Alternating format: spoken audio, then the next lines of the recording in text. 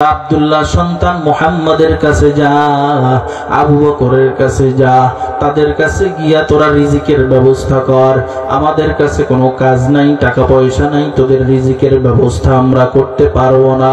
এবার নতুন মুসলমানেরা আবু বকর রাদিয়াল্লাহু তাআলা আনহুর কাছে ভিড় করে, আর দোকানে যেই 3টা ঘন্টা সময় লাগায় ওই 3 ঘন্টায় যা বেচা বিক্রি হয় সব নতুন মুসলমানদেরকে তিনি দান করে দেয়।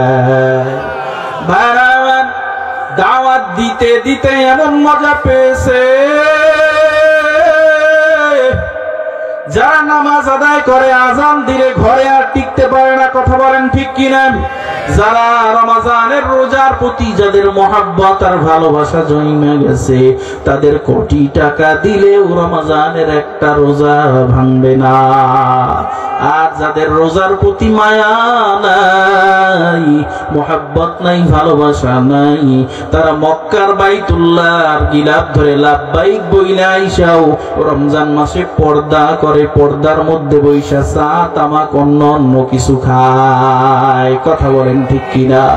এই জন্য যারা নামাজি তাদেরকে কোটি টাকা দিলেও এক ওয়াক্ত নামাজ তারা কাজা করবে না। যারা রমজানের মহব্বত যাদের অন্তরের মধ্যে পয়দা হয়ে গেছে,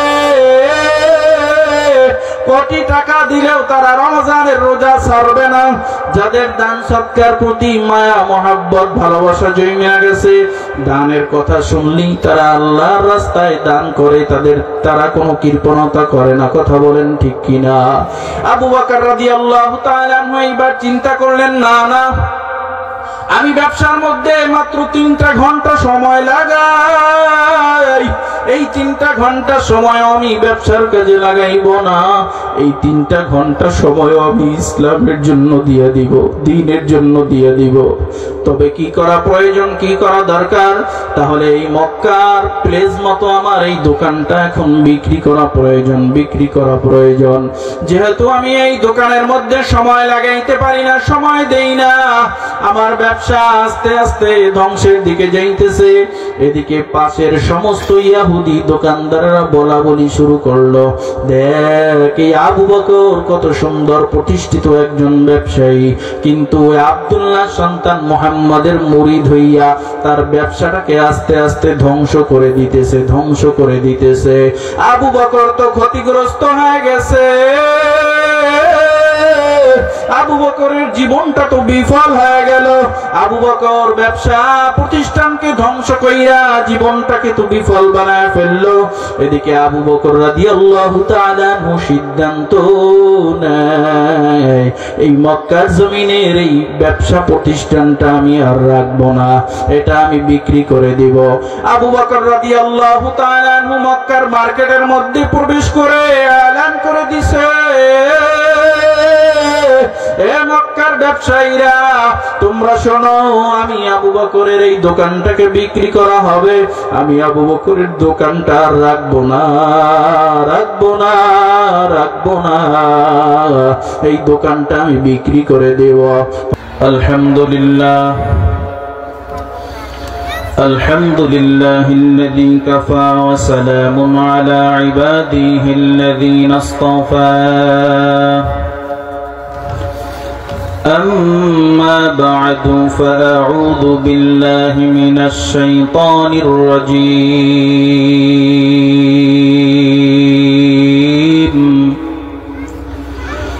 بسم الله الرحمن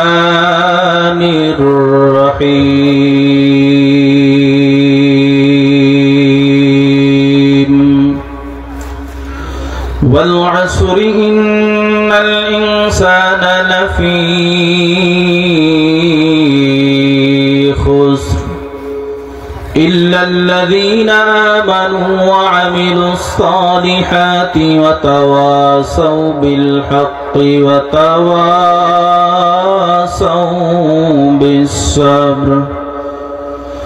وقال الله تبارك وتعالى: ولنبلونكم بشيء من الخوف والجوع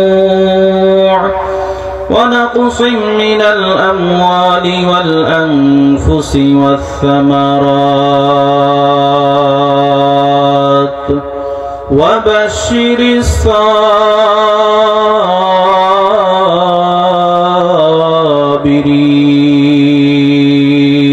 الصابرين. وقال النبي صلى الله عليه وآله وسلم: المسلم من سلم المسلمون من لسانه ويده، أو كما قال عليه الصلاة والسلام. صدق الله مولانا العظيم، وصدق رسوله النبي الأمي الكريم، ونحن على ذلك من الشاهدين والشاكرين والذاكرين،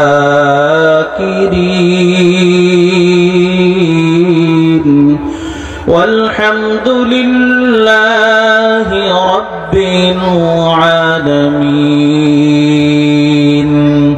সকলে দরুদ ইব্রাহিম পড়ি। আল্লাহুম্মা সাল্লি আলা মুহাম্মাদিন ওয়া আলা আলি মুহাম্মাদ কামা সাল্লাইতা আলা ইব্রাহিম ওয়া আলা আলি ইব্রাহিম ইন্নাকা হামিদুম مجيد. اللهم بارك على محمد وعلى آل محمد كما باركت على إبراهيم وعلى آل إبراهيم إنك حميد مجيد. لا إله إلا الله، لا إله إلا الله، لا إله إلا الله، لا إله إلا الله، لا إله إلا الله.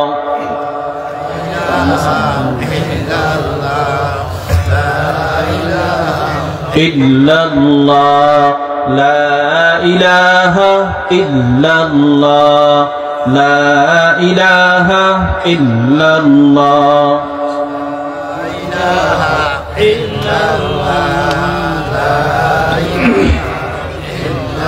لا إله إلا الله محمد رسول الله. সকলেই বলি সাল্লাল্লাহু আলাইহি ওয়াসাল্লাম। سبحانك لا علم لنا إلا ما علمتنا إنك أنت العليم الحكيم. قال رب اشرح لي صدري ويسر لي أمري واحلل عقدة من لساني يفقه قولي. تکبیر میں کلمہ میں نمازوں میں اذا میں،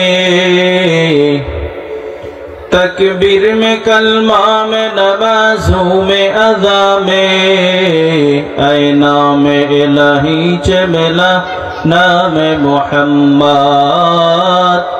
اے نام الہی چے ملا نام محمد. فرما تمہیں آدم کے مجھے خلد و تری میں لکھا ہوا تو باپ ملا نام محمد، لکھا ہوا تو باپ ملا نام محمد.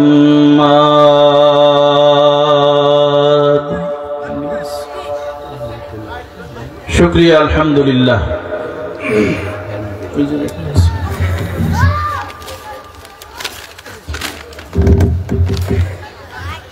উত্তর করুণা মাদ্রাসা ইমদাদিয়া ও এলাকাবাসীর উদ্যোগে আয়োজিত আজকের এই সোনার বাংলা বাজার সংলগ্ন বাজারের পূর্ব পাশে অবস্থিত মাদ্রাসা ময়দানে একদিন ব্যাপী বার্ষিক ওয়াজ মাহফিল ও হালকায় জিকিরে উপস্থিত মোহতারাম সম্মানিত সভাপতি জনাব আব্দুল আজিজ আকন, আজকের মাহফিলের সম্মানিত প্রধান অতিথি, এদেশের লক্ষ কোটি যুবকের হৃদয়ের স্পন্দন, সারা বাংলা আলোড়ন সৃষ্টিকারী সময়ের আলোচিত ওয়াইজ জনাব হাফেজ মাওলানা আরমান হুসাইন জিহাদি দামাত বারাকাতুহুম, আজকের মাহফিলের সম্মানিত বিশেষ অতিথি যিনি ইতিপূর্বে কোরআন সুন্নাহর আলোকে গুরুত্বপূর্ণ নসিহত পেশ করেছেন জনাব হযরত মাওলানা মাহমুদুল হাসান দামাত বারাকাতুহুম, উপস্থিত হযরতে উলামায়ে কেরাম, দূর দূরান্ত আঁকাবাঁকা পথ থেকে আগত মুরব্বিয়ানে কেরাম, যুবক ভাইয়েরা, পর্দার আড়ালে অবস্থানরত সুশিক্ষিতা মাহতারিমা মা ও বোনেরা আমার, সৃষ্টির মহান স্রষ্টা দয়াময় রব্বুল আলামিন আল্লাহ তাবারাক ওয়া তাআলার দরবারে লাখো কোটি কোটি শুকর ও সুজুদ। যেই মহান স্রষ্টা রব্বুল আলামিন আল্লাহ তাআলা আপনাকে আমাকে দয়া করে, মায়া করে, ইহসান করে ভালোবেসে এই কনকনে শীতের মধ্যে কোরআন এবং হাদিসের মজলিসে জান্নাতের বাগানে আসার এবং বসার মতন তৌফিক দান করলেন, সেই মহান স্রষ্টা রব্বুল আলামিন আল্লাহ তাবারাক ওয়া তাআলার দরবারে আমরা সকলেই প্রাণ খুলে শুকর আদায় করি আলহামদুলিল্লাহ। প্রিয় হাজিরিন, আমাদেরকে জবান দান করেছেন কে? জোরে বলেন কে? একমাত্র আল্লাহ। কে? আল্লাহ। আমাদের আশেপাশে বহু মানুষ আছে, বাজারে গেলে আমরা বহু মানুষ দেখতে পাই যাদেরকে আল্লাহ জবান দেন নাই, বোবা, কথা বলতে পারে না। রব আল্লাহর দরবারে হাজারো হাজারো কোটি কোটি গুণ শুকরিয়া আদায় করলেও এই যে জবান দান করেছেন, এই নেয়ামতের শুকরিয়া আদায় করে শেষ করা যাবে? প্রিয় হাজিরিন, জবান দান করলেন রব্বে করিম আল্লাহ তাআলা, আপনাকে আমাকে সুস্থতা নামক নেয়ামতে ধন্য করে এই মাহফিল পর্যন্ত পৌঁছে দিয়েছেন কে? ভাইরা আমার, সুস্থতা কত বড় এক নেয়ামত। যে ব্যক্তি অসুস্থ, বিছানায় পড়ে আছে, যে ব্যক্তি অসুস্থ, জ্বরে কাতরাচ্ছে, হাসপাতালের বেডের মধ্যে আছে, তার কাছে প্রশ্ন করো সুস্থতা কত বড় নেয়ামত। কি বলেন, ঠিক কিনা? নবীজি সাল্লাল্লাহু আলাইহি ওয়াসাল্লাম বলেন, 6 জিনিস আসার পূর্বে 6টা জিনিসের মূল্যায়ন করো। এর মধ্যে অন্যতম একটা হলো অসুস্থতা আসার পূর্বে সুস্থতার মূল্যায়ন করো। বিছানায় পড়ে যাওয়ার আগে মাহফিলে আসো, মসজিদে গিয়া নামাজে হাজিরা দাও, টাকা পয়সা আছে, বাইতুল্লাহর গিলাফ ধরে লাব্বাইকের ধ্বনি দাও। যখন বিছানায় পড়ে যাইবা, অসুস্থ হইবা, আফসুস করবা। কোনো আফসুস করলে কাজে আসবে না, আসবে না। যেভাবে বৃদ্ধ যারা হয়ে যায়, আরবিতে একটা প্রবাদ আছে, কাইফা তাকদি হায়াতাকা, মুরব্বীরা আফসুস করে বলে, হায় আমার যৌবনটা যদি আবার ফিরে আসতো, কিন্তু কোনদিন আর আসবে? জোরে বলেন, আসবে? আমরা দেখি মানুষের বয়স আস্তে আস্তে বাড়ে। কি হয়? বাড়ে। আচ্ছা, মানুষের বয়স বাড়ে না কমে? আমার হায়াত যদি 60 বছর হয়, 26টা বছর যদি চলে যায়, তাহলে আমি আমার কবরের দিকে আমি 26টা বছর আগায় গেলাম। কবরের দিকে আমি 26টা বছর আগায় গেলাম। প্রিয় ভাই, মাইকের আওয়াজ যতদূর পর্যন্ত যায়, আমরা তো সবাই কবর পথের পথিক, আমরা তো মুসাফির, সামান্য অল্প সময়ের জন্য সফরে এসেছি। আর দুনিয়া মাজরাতুল আখিরা, দুনিয়া হলো আখিরাতের শস্যক্ষেত। এই কোরআন হাদিসের মজলিসে বসবেন, সুবহানাল্লাহ বলবেন, আলহামদুলিল্লাহ বলবেন, আমল নামার মধ্যে শুধু সওয়াব আর সওয়াব জমা হতেই থাকবে। সুবহানাল্লাহ। এজন্য এদিক সেদিক ঘোরাফেরা না করে আমরা সবাই ময়দানে এসে বসে যাই। আল্লাহ তৌফিক দান করুন, আমিন। প্রিয় হাজিরিন, আপনাদের সম্মুখে সংক্ষিপ্ত সময়ে কিছু কথা বলার নিয়তে পবিত্র কোরআনুল কারীমের অন্যতম একটি সূরা সূরাতুল আসর তেলাওয়াত করেছি। সূরাতুল বাকারার 154 নম্বর আয়াতে কারিমা তেলাওয়াত করেছি। বিশ্বনবী সাল্লাল্লাহু আলাইহি ওয়া আলিহি ওয়াসাল্লামের অসংখ্য বাণী হাদিস শরীফের মধ্য থেকে একটি হাদিস আপনাদের মাঝে তেলাওয়াত করেছি। রব্বে কারীম আল্লাহ তাআলার দরবারে তৌফিক চাই, আপনাদের কাছে দোয়া চাই। আয়াত, দোয়া এবং হাদিসের আলোকে আমি গুনাহগার অধমের জবান থেকে রব্বে কারীম আল্লাহ তাআলা এমন কিছু কথা উপস্থাপন করার তৌফিক দান করুন, যেই কথা দ্বারা আমরা এলাকার মানুষ, এই দেশের মানুষ উপকৃত হতে পারে। আল্লাহ তৌফিক দান করুন, আমিন। প্রিয় হাজিরিন, পবিত্র কোরআনুল কারীমের মধ্যে রব্বে কারীম আল্লাহ তাআলা 114টা সূরা নাজিল করেছেন। এর মধ্যে সূরা আসর হলো অন্যতম একটি সূরা।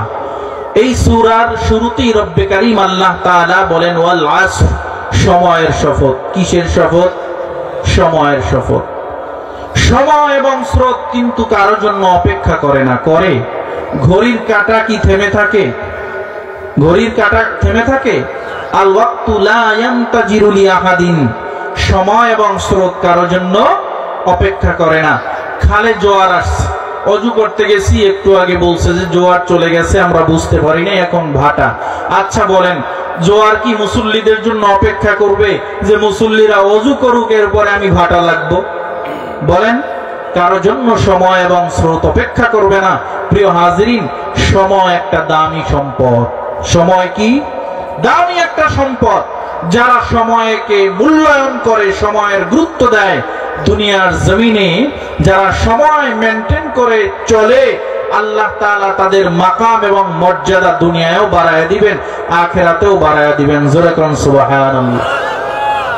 দুনিয়ায় যারা ডাক্তার হয়, ইঞ্জিনিয়ার হয়, বড় বড় পদ, বড় বড় সরকারি অফিসার হয়, তাদের জিন্দেগি তালাশ করে দেখবেন যে তারা দুনিয়ায় ছাত্র জীবনে সময়ের বড় মূল্যায়ন করেছে, লেখাপড়া করেছে, যার ফলে আজ জজ হয়েছে, ব্যারিস্টার হয়েছে, উপজেলা নির্বাহী কর্মকর্তা হয়েছে, কৃষি কর্মকর্তা হয়েছে, হিসাব রক্ষণ কর্মকর্তা হয়েছে, ডাক্তার হয়েছে, ইঞ্জিনিয়ার হয়েছে। কথা বলেন ঠিক কিনা? ভাইরা আমার, এই সময় একটা দামি সম্পদ। এই সময়ের শপথ করে রব্বে কারীম আল্লাহ তাআলা বলেন ওয়াল আসর, সময়ের শপথ। ইল্লাল্লাযীনা আমানু ওয়াল আসর ইন্নাল ইনসানা লাফী খুসর। দুনিয়ার সব মানুষ ক্ষতিগ্রস্ত, সব মানুষ বিফল, সব মানুষ জাহান্নামী। দুনিয়ার সব মানুষ জাহান্নামী, সব মানুষ ক্ষতিগ্রস্ত। এবার প্রশ্ন করবেন, হুজুর, এই দুনিয়ার সব মানুষ যদি ক্ষতিগ্রস্ত হয়, সব মানুষ যদি জাহান্নামী হয়, তাহলে জান্নাতে কারা যাইবে? এখন যদি আপনি চরমনাইর হযরত পীর সাহেব হুজুর দামাত বারাকাতুহুম তার কাছে প্রশ্ন করেন, হুজুর, সব মানুষ যদি জাহান্নামে যায়, জান্নাতে কারা যাবে? এই প্রশ্ন চরমনাইর হুজুরের কাছে করতে হবে না, সারসিনার হুজুরের কাছে করতে হবে না, দেশের নন্দিত ওয়াইজিন, নন্দিত মুফাসসির ডক্টর মিজানুর রহমান আজহারি দাওয়াত বারাকাতুহুমের কাছে করতে হবে না, অন্য অন্য উলামায়ে কেরামের কাছে করতে হবে না। রব্বে কারীম আল্লাহ তাআলা সূরার শেষ আয়াতের মধ্যেই সমাধান দিয়ে দিয়েছেন। ভাইরা আমার, রব্বে কারীম আল্লাহ তাআলা বললেন দুনিয়ার সব মানুষ ক্ষতিগ্রস্ত, সব মানুষ বিফল, সব মানুষের জীবন বিফল, সব মানুষ জাহান্নামী। তবে 4 গুণওয়ালা ব্যক্তি জাহান্নামে যাবে না, তাদের জন্য রব্বে কারীম আল্লাহ তাআলা জান্নাতটাকে ওয়াজিব করে দিবেন। আল্লাহ তাআলা বলেন ইল্লাল্লাযীনা আমানু, যারা ঈমান আনবে, যারা ঈমানদার, তারা ক্ষতিগ্রস্ত হবে না। এইবার বলেন, আমরা যারা এই মাহফিলের মধ্যে উপস্থিত হয়েছি, আমরা সবাই ঈমানদার নাকি বেঈমান? আমরা সবাই ঈমানদার, আল্লাহর উপরে ঈমান এনেছি।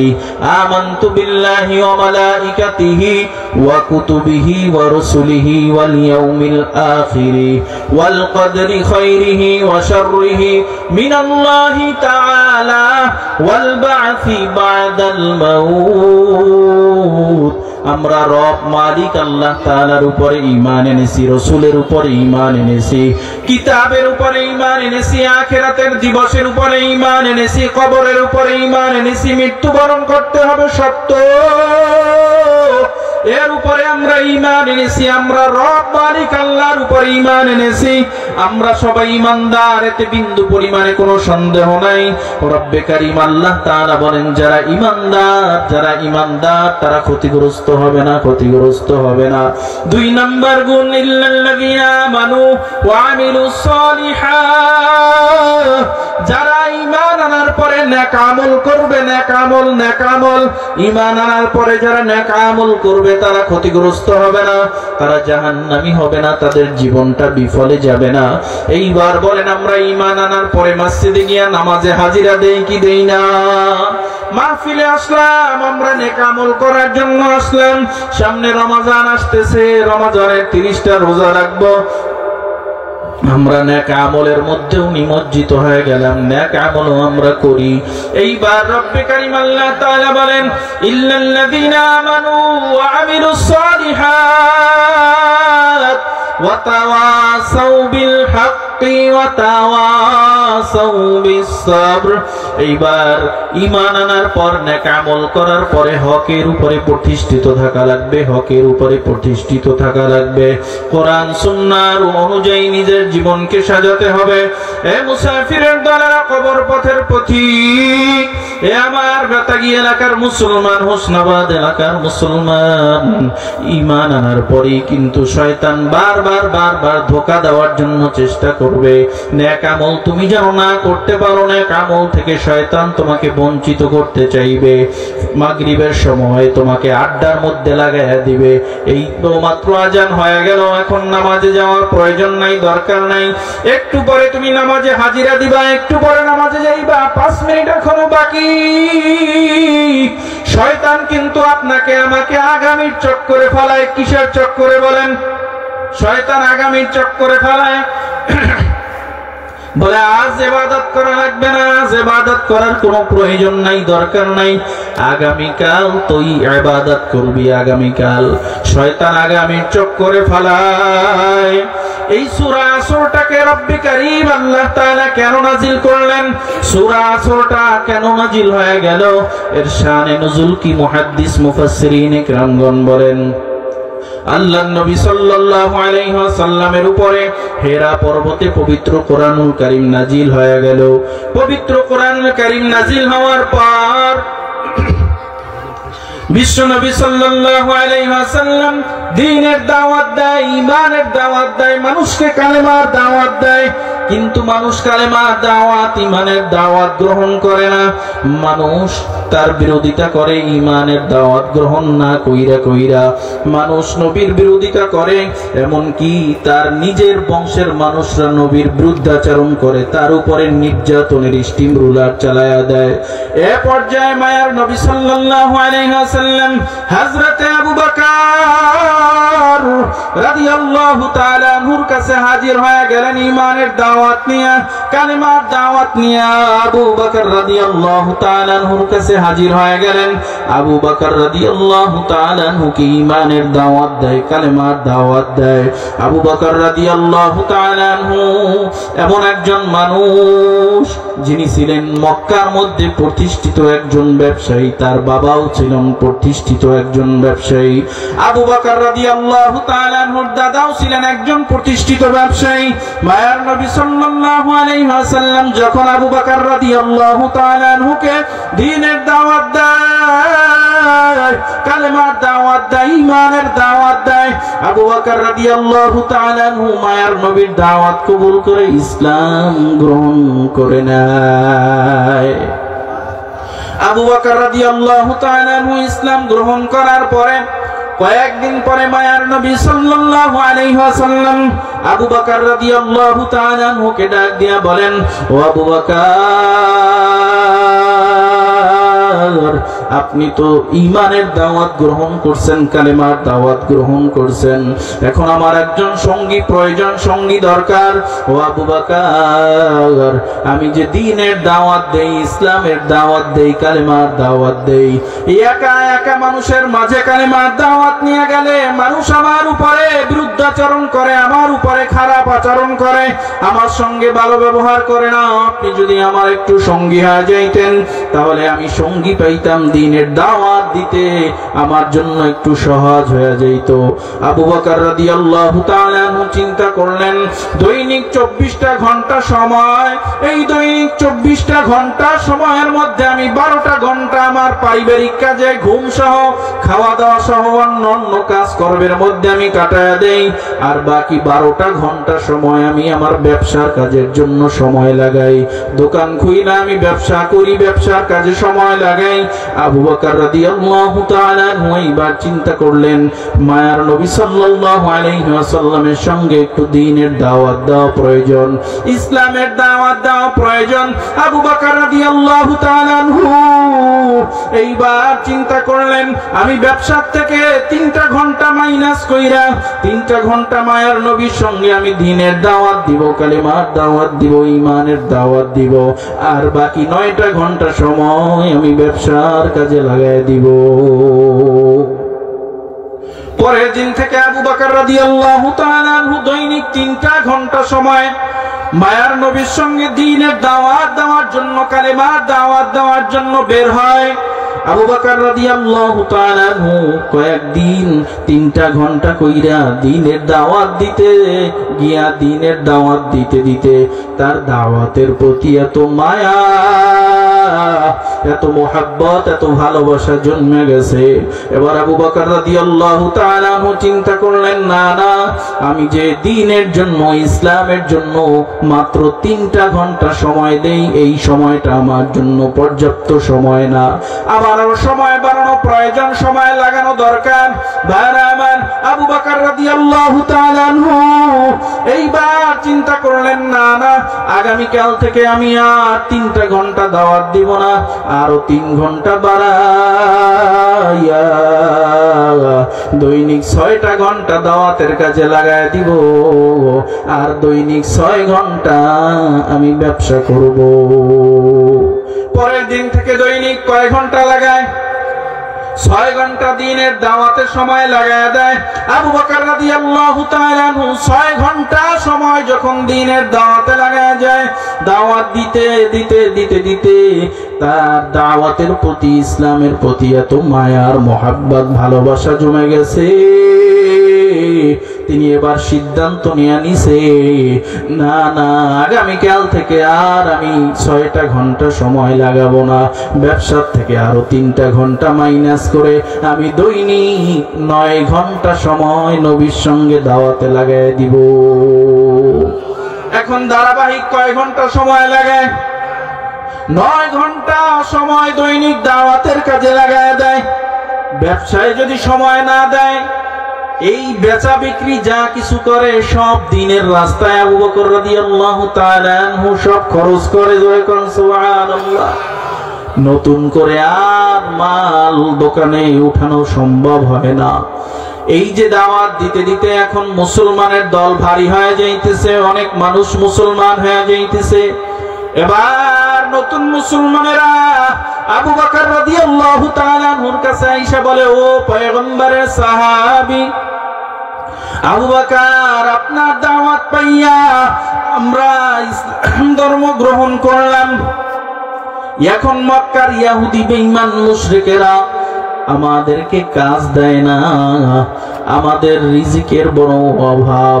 তাদের কাছে যদি আমরা কাজ চাই, তখন তারা বলে, যা তোরা আব্দুল্লাহ সন্তান মুহাম্মাদের কাছে যা, আবু বকরের কাছে যা, তাদের কাছে গিয়া তোরা রিজিকের ব্যবস্থা কর, আমাদের কাছে কোনো কাজ নাই, টাকা পয়সা নাই, তোদের রিজিকের ব্যবস্থা আমরা করতে পারবো না। এবার নতুন মুসলমানেরা আবু বকর রাদিয়াল্লাহু তাআলা আনহুর কাছে ভিড় করে, আর দোকানে যেই 3টা ঘন্টা সময় লাগায়, ওই 3 ঘন্টায় যা বেচা বিক্রি হয় সব নতুন মুসলমানদেরকে তিনি দান করে দেয়। দাওয়াত দিতে দিতে এমন মজা পেয়েছে, যারা নামাজ আদায় করে আজান দিলে ঘরে আর টিকতে পারে না। কথা বলেন ঠিক কিনা? যারা রমজানের রোজার প্রতি যাদের মহব্বত আর ভালোবাসা জন্মে গেছে, তাদের কোটি টাকা দিলেও রমজানের একটা রোজা ভাঙবে না।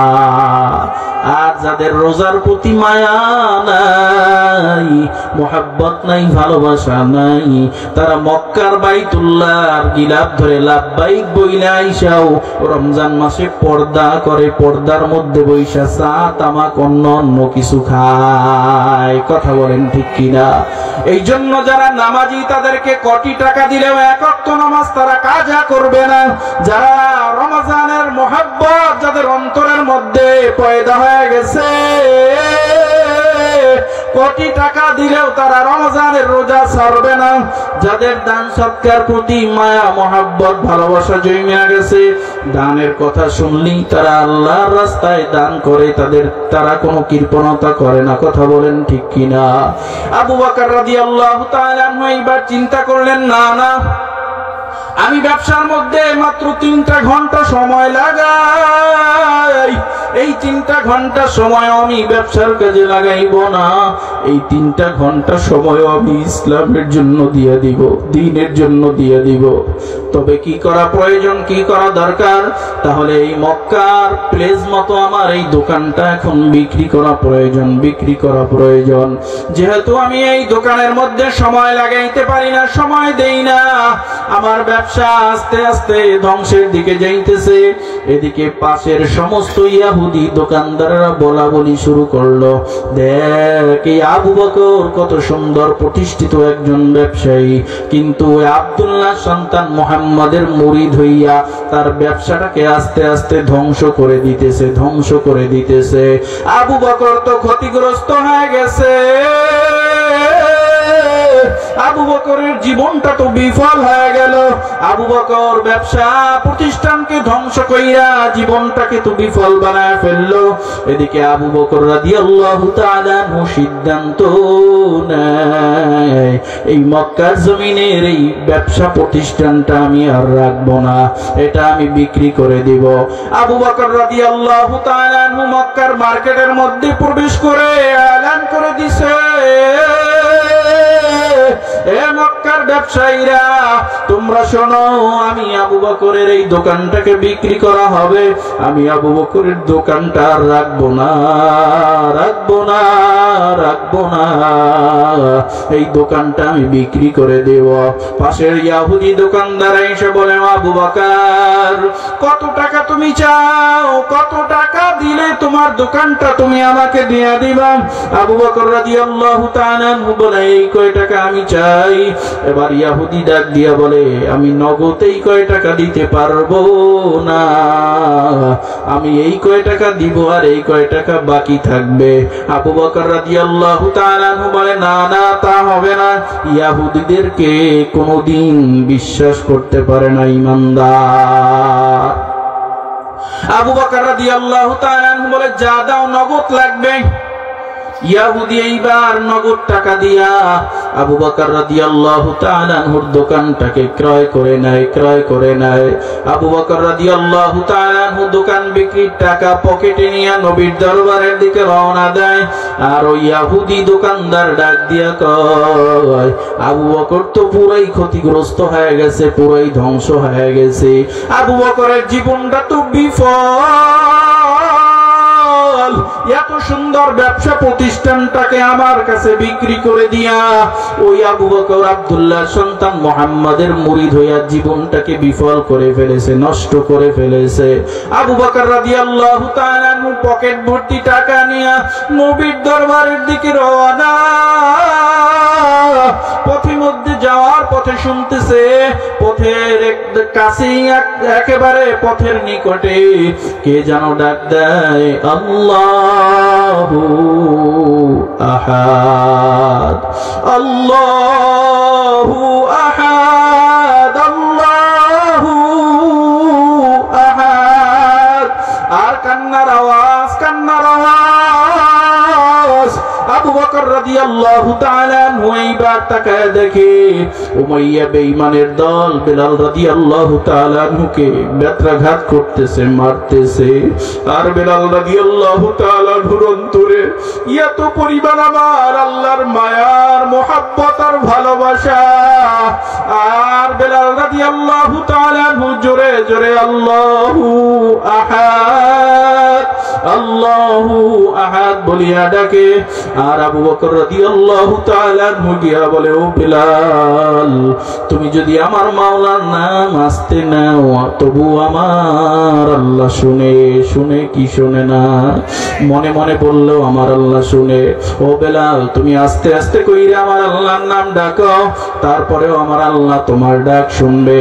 বেলাল রাদিয়াল্লাহু তাআলা আনহুর ঈমানের পাওয়ার এত মজবুত, বেলাল রাদিয়াল্লাহু তাআলা আনহু কোনোভাবে আস্তে আল্লাহর নাম জপে না। আবু বকর রাদিয়াল্লাহু তাআলা আনহু উমাইয়া বেঈমানকে ডাক দিয়া বলে, উমাইয়া, এই মক্কার মধ্যে এমন কোন আইন নাই, এমন কোন বিধি বিধান নাই যে গোলামকে এমন ভাবে প্রহার করবা, এমন ভাবে মারবা, এমন কোন বিধি বিধান নাই। তুমি এই বিধি বিধান ছাড়া এই বেলালের উপরে এত কেন প্রহার করো, এত কেন মারো? উমাইয়া বেঈমান ডাক দিয়া কয়, ও আবু বকর, বেলাল হইল আমার গোলাম, ওর বাবাও ছিল গোলাম, গোলাম জাদা গোলাম। তোমার যদি বেলালের প্রতি এত মায়ার মোহাব্বত ভালোবাসা হয়, তাহলে তুমি বেলালকে কিনে নিয়ে আজাদ করে দিতে পারো। আবু বকর রাদিয়াল্লাহু তাআলা আনহু বলে, কত টাকা চাও? উমাইয়া বেঈমান 3 গোলামের দাম হাঁকে। আবু বকর রাদিয়াল্লাহু তাআলা আনহু পকেট থেকে টাকা বের করে বলে, নে, আমি আমার বেলালকে কিনে নিয়ে গেলাম। এইবার দোকান বিক্রি সব টাকা দিয়া বেলাল রাদিয়াল্লাহু তাআলা আনহুকে কিনে নিয়া মায়ার নবীর দরবারের দিকে বেলালকে নিয়ে রওনা। মায়ার নবীকে গিয়া কয়, ও পয়গম্বর, আমি আবু বকর এই মক্কার মধ্যে প্রতিষ্ঠিত একজন ব্যবসায়ী ছিলাম। আমি আবু বকর ধন সম্পদ টাকা পয়সার কোনো কমতি ছিল না, কিন্তু দ্বীনের দাওয়াত পেয়ে আমি ইসলাম গ্রহণ করে সব কিছু আমি সব বিক্রি করে দিলাম। শেষ পর্যন্ত যেই টাকা ছিল ওই টাকা দিয়ে আমি বেলালকে আজাদ করে নিলাম, মুক্ত করে দিলাম। ও পয়গম্বর, ইহুদি বেঈমান মুশরিকের দলেরা এবার আমাকে বলা শুরু করলো আমি নাকি ক্ষতিগ্রস্ত হয়ে গেছি, আমার জীবন নাকি বিফল, আমার জীবনে বলে সফলতা বলতে কিছু নাই। ও পয়গম্বর, আমার জীবনটা কি আসলেই বিফল হয়ে গেল কিনা? আমার আল্লাহ জিবরিল আলাইহিস সালাতু ওয়াস সালামকে পাঠাইয়া সূরাতুল আসর পয়গম্বরকে শুনাইয়া পয়গম্বরকে জিবরিল আইসা বলে, ও পয়গম্বর, রব্বে কারীম আল্লাহ তাআলা সময়ের শপথ খেয়েছেন। সময়ের শপথ খেয়ে রব্বে কারীম আল্লাহ তাআলা বলেন, রব্বে কারীম আল্লাহ তাআলা বলেন, ওয়াল আসরি ইন্নাল ইনসানা লাফি খুসর ইল্লাল্লাযীনা আমানু ওয়া আমিলুস সালিহাতি ওয়া তাওয়াসাউ বিল হাক্কি ওয়া তাওয়াসাউ বিস সাবর। ও রব্বে কারীম আল্লাহ তাআলা সময়ের শপথ খেয়ে বলেছেন, দুনিয়ার সব মানুষ ক্ষতিগ্রস্ত, সব মানুষের জীবন বিফল, সব মানুষ জাহান্নামী। তবে ও পয়গম্বর, আপনি জানাইয়া দেন, 4 গুণওয়ালা মানুষ জাহান্নামে যাবে না, 4 গুণওয়ালা মানুষ জান্নাতে যাবে। এর মধ্যে 1 নাম্বার গুণ যারা ঈমান আনবে, 2 নাম্বার গুণ যারা নেক আমল করবে, 3 নাম্বার গুণ যারা হকের উপরে প্রতিষ্ঠিত থাকবে, 4 নাম্বার গুণ যারা বিপদ আপদ বালা মুসিবতে সবর ধৈর্য ধারণ করবে। ও পয়গম্বর, আপনি আবু বকরকে জানায়া দেন, আবু বকর ঈমান এনেছে আমার আল্লাহর উপর। জোরে বলেন, কার উপর? আবু বকর আল্লাহর উপর ঈমান এনেছে। আবু বকরের জীবন বিফল না, ক্ষতিগ্রস্ত না, আবু বকর জাহান্নামী না, আবু বকরের জীবনটা সফলতায় ভরপুর, কারণ আবু বকর মালিক আল্লাহর উপর ঈমান এনেছে। ও পয়গম্বর, আবু বকরকে আপনি জানাইয়া দেন, আবু বকর ঈমান আনার পরে দান সৎকার আমল কইরা আবু বকর নেক আমল করেছে, নেক আমল করেছে। আবু বকরের জীবন বিফল না, আবু বকরের জীবনটা সফলতায় ভরপুর। ও পয়গম্বর, আবু বকর এই দান সৎকার আমল কইরা হকের উপরে প্রতিষ্ঠিত আছে। আবু বকরকে আপনি জানাইয়া দেন, আবু বকর হকের উপরে প্রতিষ্ঠিত আছে, তার জীবনটা বিফল না, তার জীবনটা বিফল না, তার জীবনটা বিফলে যায় নাই। তিনি হকের উপরে প্রতিষ্ঠিত আছে, হকের উপরে প্রতিষ্ঠিত আছে। তবে আবু বকর 4 নাম্বার গুণে আবু বকরকে গুণান্বিত হতে বলেন। ঈমান আনার পরে, নেক আমল করার পরে, ঈমান আনার পরে ঈমানের পরীক্ষা শুরু হয়ে যাবে। ঈমান আনার পরে মিস্টার ইবলিস শয়তান নেক আমল করতে দিবে না, হকের উপরে প্রতিষ্ঠিত থাকতে দিবে না। আবু বকরের 3টা গুণ অর্জন হয়ে গেছে। এবার ওয়াতাওয়াসাউ বিসসবর, আবু বকর যদি এই বিপদ আপদ বালা মুসিবতে ধৈর্য ধারণ করে, আবু বকর সফলতার চূড়ান্ত ফলাফল, চূড়ান্ত ঠিকানা হবে জান্নাত। দুনিয়ার জমিনে 10 জন ব্যক্তিকে আল্লাহ তাআলা জান্নাতের সার্টিফিকেট দিয়েছেন, আশারায়ে মুবাশশারা বলা হয়। এর মধ্যে প্রথম নাম্বার নাম কি? আবু বকর রাদিয়াল্লাহু তাআলা আনহু। আল্লাহ তাআলা জানাইয়া দেয়, ও পয়গম্বর, আবু বকর ঈমান এনেছে, আবু বকর নেক আমল করেছে, আবু বকর দান সৎকার আমল করে হকের উপরে প্রতিষ্ঠিত আছে। আবু বকরের জীবন বিফল না, আবু বকরের জীবন বিফল না, বরং আবু বকরের জীবনকে যারা বিফল বলে ওদের জীবনটাই হবে বিফল। যার ঈমান যত মজবুত হবে তার ঈমানের পরীক্ষা তত বড় কঠিন হবে। আপনি যদি 5 ওয়াক্ত নামাজ আদায় করেন, আপনার বিপদ আপদ বালা মুসিবত বেশি হবে। ঈমান আনার পরে, নেক আমল করার পরে আপনার উপরে ঈমানের পরীক্ষা আসবে, আপনার উপরে হামলা আসবে, মামলা আসবে। রব্বে কারীম আল্লাহ তাআলা সূরাতুল বাকারার 154 নম্বর আয়াতে কারীমার মধ্যে বলেন, وَلَنَبْلُوَنَّكُمْ بِشَيْءٍ مِّنَ الْخَوْفِ وَالْجُوعِ وَنَقْصٍ مِّنَ الْأَمْوَالِ وَالْأَنفُسِ وَالثَّمَرَاتِ وَبَشِّرِ الصَّابِرِينَ।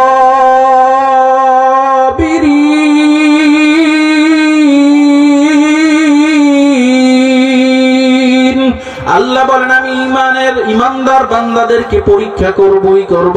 কি দিয়া পরীক্ষা করব? আমি মাল ধন সম্পদের ক্ষতি করে পরীক্ষা করব, ভয় দিয়া পরীক্ষা করব, ফল ফ্রুটের বাগানকে ধ্বংস করে আমি আল্লাহ পরীক্ষা করব। ভাইরা আমার, যখন দেখবেন চতুর্দিকে বিপদ আপদ বালা মুসিবতের কোনো শেষ নাই, রব্বে কারীম আল্লাহ তাআলা বলেন, ইমানদারের গুণ হলো, ইয়া আইয়ুহাল্লাযীনা আমানুস্তাঈনু বিস-সাবরি ওয়াস-সালাহ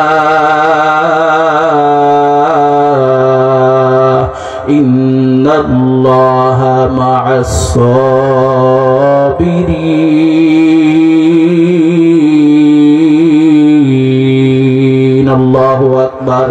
ইমানদারের গুণ হলো, যখন চতুর্দিকে বিপদ আপদ বালা মুসিবত দেখবে, জানামাজের মুসল্লাটা বিছায়া ইমানদার বান্দা নামাজের মধ্যে দাঁড়ায় যাবে। নামাজের মধ্যে দাঁড়ায় যাওয়ার পর সব বিপদ আপদ বালা মুসিবতের সমাধান দান করবেন কি? ভাইরা আমার, বন্ধুরা আমার, যার ঈমান যত মজবুত হবে তার ঈমানের পরীক্ষা তত বড় কঠিন হবে। এই দুনিয়ার জমিনে পয়গম্বর আদম আলাইহিস সালাতু ওয়াস সালাম শুরু করে, পয়গম্বর আদম আলাইহিস সালাতু ওয়াস সালাম থেকে শুরু করে সব নবী পয়গম্বর ঈমানের পরীক্ষা দিয়েছেন।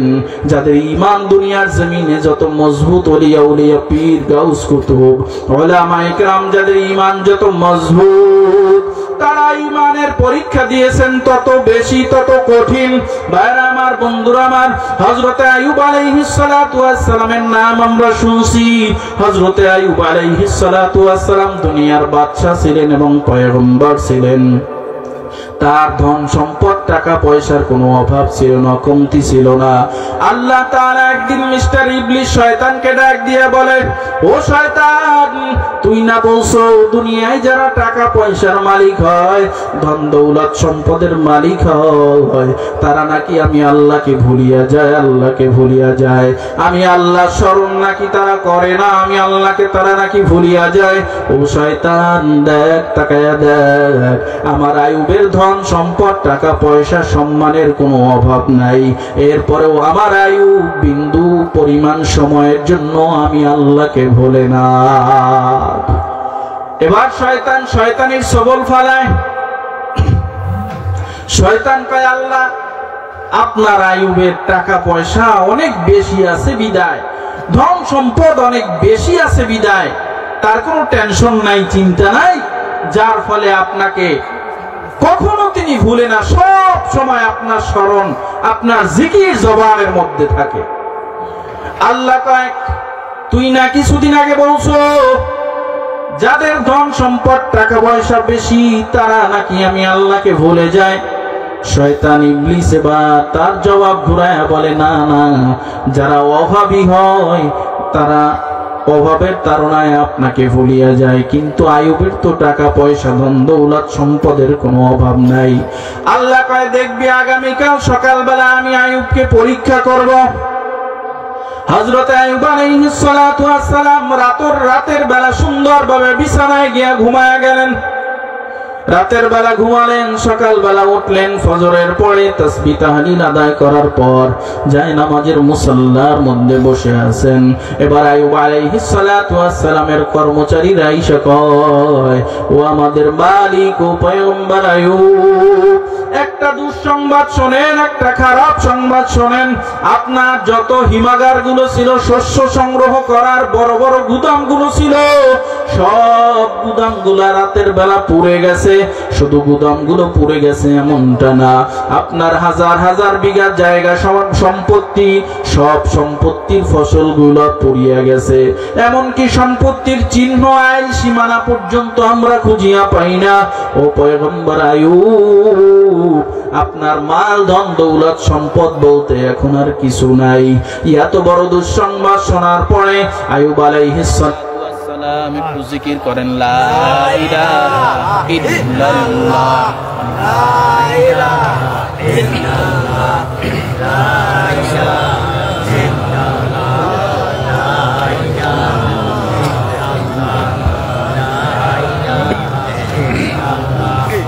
লা ইলাহা ইল্লাল্লাহ, লা ইলাহা ইল্লাল্লাহ, লা ইলাহা ইল্লাল্লাহ, লা ইলাহা ইল্লাল্লাহ।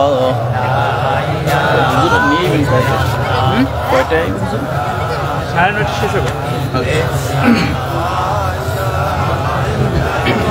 লা ইলাহা ইল্লাল্লাহ, লা ইলাহা ইল্লাল্লাহু মুহাম্মাদুর রাসূলুল্লাহ। সকলেই বলি সাল্লাল্লাহু আলাইহি ওয়াসাল্লাম। এত বড় দুঃসংবাদ শোনার পরেও জবানে কি বললেন? আলহামদুলিল্লাহ। আমাদের যদি কারো 500 টাকা পইরা যায়, হারাইয়া যায়, তখন আমরা কি বলি? যে যা 500 টাকা তো গেছে, সদকা দিয়ে দিলাম। তখন কি করি? তখন সদকা দেই, পকেটে থাকা অবস্থায় 10 টাকা দান করতে চাই না। কি বলেন, ঠিক কিনা? বড় মুরগিটা পাতি শিকারে নিয়ে গেছে, তখন কয় যাক, জানের উপর দিয়ে গেছে, নিজের জানের উপর দিয়ে যায় নাই, মুরগির উপর দিয়ে গেছে, ওটা সদকা দিলাম। এর আগে সদকা করে না, যখন চুরি হয়ে যায়, হারায়া যায়, পাতি শিকারে নিয়ে যায়, খাটাসে নিয়ে যায়, তখন আমরা সদকা করি। কি বলেন, ঠিক কিনা? প্রিয় হাজিরিন ভাইরা আমার, এত বড় দুঃসংবাদ শোনার পরেও আইয়ুব আলাইহিস সালাতু ওয়াস সালাম বলে আলহামদুলিল্লাহ। আল্লাহ তাআলা মিস্টার ইবলিসকে ডাক দিয়া কয়, শয়তানকে ডাক দিয়া কয়, ও শয়তান, তুই না বলছো আমার আইয়ুবের ধন দৌলত টাকা পয়সা সম্পদের কোনো অভাব নাই, যার ফলে আমার আইয়ুব আমি আল্লাহকে ভুলিয়া যায় নাই। দেখ এত বড় দুঃসংবাদ শোনার পরেও আমার আইয়ুবের আলহামদুলিল্লাহর সুরটা দেখ, সুরটা শোন। এবার মিস্টার ইবলিস শয়তান আল্লাহকে বলে, আল্লাহ আপনার আইয়ুব আলহামদুলিল্লাহ বলবে না, কি বলবে? কেন? আপনার আইয়ুবের এক না দুই না ৬৬টা তাজা নৌজওয়ান যুবক সন্তান আছে। এই ৬৬টা নৌজওয়ান তাজা যুবক যদি মানুষের বাড়ি বদলা দিয়া কামলা দিয়াও আইয়ুবকে খাওয়ায়, আইয়ুবের কোনো টেনশন হবে না, চিন্তা হবে না। আপনার আইয়ুব এই জন্য, আপনার আইয়ুব এই জন্য, আপনার আইয়ুবের কোনো টেনশন নাই, চিন্তা নাই, যার ফলে আপনার আইয়ুব জবান দ্বারা আলহামদুলিল্লাহ বলছে। তার ৬৬টা সন্তানের উপরে ভরসা কইরা জোরে কর নাউযুবিল্লাহ। এবার আল্লাহ কয়, এ শয়তান, তোর আইয়ুবের ছেলেদের দিকে নজর গেছে, তাহলে আগামীকাল সকালবেলা দেখবি। আইয়ুব আলাইহিস সালাতু ওয়াস সালামের ৬টা সন্তান নওজোয়ান যুবক সন্ধ্যার সময় ঘুমায় গেছে। সকালবেলা সাংবাদিকরা গিয়া কয়, ও পয়গম্বর আইয়ুব, সন্ধ্যার সময় আপনার ৬টা সন্তান ভালো বিছানায় ঘুমাইতে গেল, ভালোভাবে ঘুমাইল, কিন্তু সকালবেলা গিয়ে আমরা দেখি আপনার ৬টা সন্তান দুনিয়ার মায়া ত্যাগ কইরা বিদায় নিয়ে চলিয়া গেছে। এক নয় দুই নয় ৬টা সন্তান নওজোয়ান যুবক আল্লাহ তাআলা নিয়ে গেছেন। আইয়ুব আলাইহিস সালাতু ওয়াস সালাম সংবাদ শোনার পরে বলে, ইন্না লিল্লাহি ওয়া ইন্না ইলাইহি রাজিউন, আলহামদুলিল্লাহ। এবার খবর যারা নিয়ে আসছেন, খবরিয়া সাংবাদিকরা কর্মচারীরা আশ্চর্য হয়ে জিজ্ঞাসা করে, ও পয়গম্বর, ব্যাপার কিছু বুঝলাম না, গতকাল আপনার মাল ধন দৌলত সম্পদ সব নষ্ট হয়ে গেছে, এরপরে আলহামদুলিল্লাহ বলছেন। আজকে আপনার মহাব্বতের আর ভালোবাসার ৬টা সন্তান দুনিয়ার মায়া ত্যাগ কইরা চলিয়া গেল, আপনি আলহামদুলিল্লাহ বললেন, এর ব্যাপার কি, কারণ কি আমরা একটু জানবার চাই। আইয়ুব আলাইহিস সালাতু ওয়াস সালাম ডাক দিয়া কয়, ইয়ামানাত চন্দেরু যে মজদে মস্ত দর হাকিকত মালিকে হর শাই খুদাস্ত। আইয়ুব আলাইহিস সালাতু ওয়াস সালাম বলে, ও সাংবাদিকরা, ও খবরিয়া, ও কর্মচারীরা, শোনো, এই ৬টা সন্তান আল্লাহর পক্ষ থেকে আমার কাছে আমানত ছিল। এই ৬টা সন্তানের মালিক আমি ছিলাম না, আমি ছিলাম না। এই ৬টা সন্তানের মালিক ছিল আল্লাহ, আর এই মালিকের পক্ষ থেকে এই ৬টা নওজোয়ান যুবক সন্তান আমার কাছে আমানত ছিল। যার আমানত তিনি নিয়ে গেছেন, আমার কোনো টেনশন নাই, চিন্তা নাই। আমার বড় ভয় হয় এই আমানত গুলো আমি শেষ পর্যন্ত রক্ষা করতে পারতাম কি পারতাম না, আমার বড় চিন্তা হয়, আমার বড় ভয় হয়। এই জন্য আমি মালিকের শুকরিয়া আদায় করে আলহামদুলিল্লাহ বলছি। আল্লাহ ডাক দিয়া কয়, মিস্টার ইবলিস, শয়তান, তাকায় দেখ, আমার আইয়ুবের ৬টা সন্তান দুনিয়ার মায়া ত্যাগ কইরা চলিয়া গেছে। এরপরে আবার আইয়ুবের আলহামদুলিল্লাহ সুরটা শোন। শয়তান শয়তানের সবল ফালাইয়া বলে, আল্লাহ আপনার আইয়ুব আলহামদুলিল্লাহ বলবে না, কি বলবে? আপনার আইয়ুবের এক নয় দুই নয় ৪টা স্ত্রী আছে, তারা যদি বাবার বাড়িতে গিয়া বলে যে আমরা এখন অসহায় অবস্থায় আছি, একটু সাহায্য সহযোগিতা করেন, তাহলে ৪ বিবি তাদের বাবার বাড়ি থেকে যদি ধন সম্পদ নিয়ে আসে, আইয়ুবের আর কোনো চিন্তা আর পেরেশানি টেনশনের কোনো কারণ নাই। আল্লাহ ডাক দিয়া বলে, এবার আইয়ুবের স্ত্রীদের দিকে তোর নজর গেছে, আগামীকাল সকালবেলা তাকায়া দেখবি। এবার রাতের বেলা স্ত্রীরা ঘুমায়া গেছে। সকালবেলা আইয়ুব আলাইহিস সালাতু ওয়াস সালামের কাছে সংবাদ আসছে, খবর আসছে, ও পয়গম্বর আইয়ুব, আপনার তিনজন স্ত্রী দুনিয়ার মায়া ত্যাগ কইরা চলিয়া গেছে। আপনি যেই বিবির ঘরে ঘুমন্ত ছিলেন ওই বিবি ব্যতীত বাকি তিনজন বিবি দুনিয়ার মায়া ত্যাগ কইরা চলিয়া গেছে। আইয়ুব আলাইহিস সালাতু ওয়াস সালাম মালিকের শুকরিয়া আদায় করে বলে আলহামদুলিল্লাহ। এবার আল্লাহ তাআলা মিস্টার ইবলিসকে ডাক দিয়া কয়, ও ইবলিস দেখ, আমার আইয়ুবের তিনটা স্ত্রী দুনিয়ার মায়া ত্যাগ কইরা একসঙ্গে চলিয়া গেল, এরপরে আমার আইয়ুবের সুর শোন, আলহামদুলিল্লাহ সুর শোন। এবার শয়তানের সবল ফালাইয়া কয়, আল্লাহ আপনার আইয়ুবের সুন্দর একটা দেহ আছে, শরীর আছে, আপনার আইয়ুব এই শরীর নিয়ে মানুষের বাড়ি যদি বদলা দেয়, কামলা দেয়, তার রিজিকের কোনো অভাব হবে না, এই জন্য তিনি কোনো টেনশন করে নাই, চিন্তা করে নাই। আপনার আইয়ুব এই জন্য আলহামদুলিল্লাহ বলছে। আল্লাহ ডাক দিয়া কয়, ও ইবলিস, এইবার তোর আমার আইয়ুবের শরীরটার দিকে, দেহটার দিকে নজর চলিয়া গেছে। আগামীকাল সকালবেলা তাকায় দেখবি আমার আইয়ুবের দেহের শরীরের অবস্থা কেমন হয়। সকালবেলা আইয়ুব আলাইহিস সালাতু ওয়াস সালাম তাকায় দেখে শরীরের মধ্যে বড় বড় একটা ফোঁড়া উঠে গেছে, ঠুসকা পড়ছে, আর একটা ঠুসকার মধ্যে পোকার পোকা পোকা। মাত্র কয়েকদিনের ব্যবধানে গোটা শরীরটা একটা পোকার বাসা হয়ে গেছে। কয়েকদিনের ব্যবধানে মানুষ নাকি পোকার বাসা বোঝা যায় না। আইয়ুব আলাইহিস সালাতু ওয়াস সালাম বিছানায় পড়ে আছে। কিতাবের মধ্যে লেখে যে বিবির ঘরে তিনি ঘুমন্ত ছিল ওই বিবির নাম হযরত রহিমা আলাইহাস সালাতু ওয়াস সালাম। এই রহিমা আলাইহাস সালাতু ওয়াস সালাম আইয়ুব আলাইহিস সালাতু ওয়াস সালামের খেদমতে সদা সর্বদা নিয়োজিত। এইবার রহিমা আলাইহাস সালাতু ওয়াস সালামের কাছে এলাকার মানুষরা এসে বলে, ও বিবি রহিমা, তোমার স্বামীকে নিয়ে আমাদের এলাকায় থাকা যাবে না। তোমার স্বামী শরীরের থেকে এত পরিমাণে দুর্ঘ্রাণ, এত পরিমাণে দুর্ঘ্রাণ বের হয়, এত পরিমাণে গন্ধ বের হয়, আমরা এলাকার মানুষ গন্ধে আর ঘ্রাণের মধ্যে এলাকায় বসবাস করতে পারি না। তোমার স্বামী আইয়ুবকে নিয়ে তুমি এখান থেকে ভেগে যাও, চলে যাও। আইয়ুব আলাইহিস সালাতু ওয়াস সালামের স্ত্রী রহিমা আলাইহাস সালাতু ওয়াস সালাম এই পোকার বাসাটাকে নিয়ে খোলা ময়দানের দিকে রওনা দিয়ে দিছে। খোলা ময়দান মাঠের মধ্যে ছোট্ট একটা কুড়িঘর বানাইয়া এখন সেখানে বসবাস করা শুরু করছে। এবার মাঠের কৃষকরা এসে কয়, ও রহিমা, তোমার স্বামীর শরীরের থেকে এত দুর্ঘ্রাণ, এত গন্ধ, মাঠের মধ্যে গরু ছাগল গুলো, আমাদের পশুগুলো পর্যন্ত ঘাস খাইতে পারে না, পশুগুলো পর্যন্ত ঘ্রাণ সহ্য করতে পারে না। এই মাঠ থেকে নিয়ে তোমার স্বামীকে নিয়ে এখান থেকে চলিয়া যাও।